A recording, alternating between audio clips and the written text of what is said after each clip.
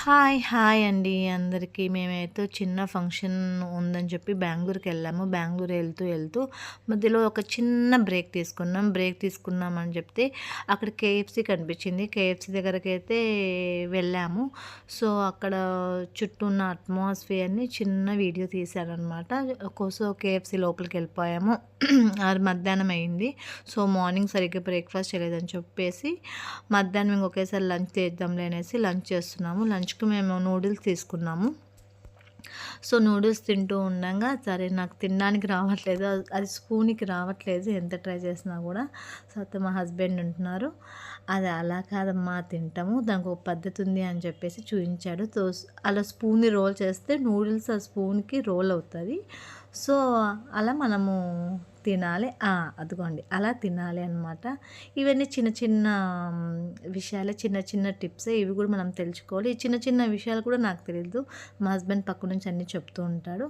సరే అలా బయటకొచ్చేసిన తర్వాత బయట ఎదురుగా నాకు పెద్ద చాక్లెట్ షాప్ కనిపించింది. సరే చాక్లెట్ షాప్ కదా అని చెప్పేసి లోపలికెళ్ళాను.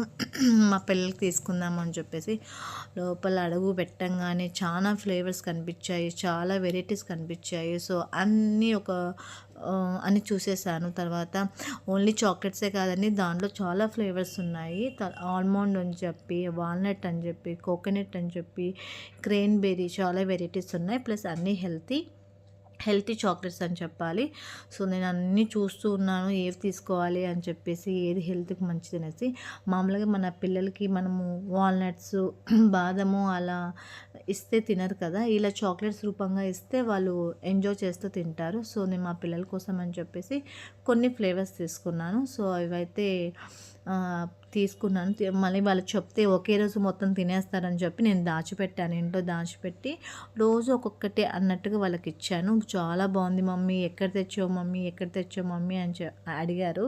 సో, నేను చెప్పలేదు వాళ్ళకి నేను ఎక్కడ తెచ్చాను అన్నట్టుగా. రోజు ఒక్కొక్క చాక్లెట్ లాగా ఇచ్చాను. హెల్తీనే కదా.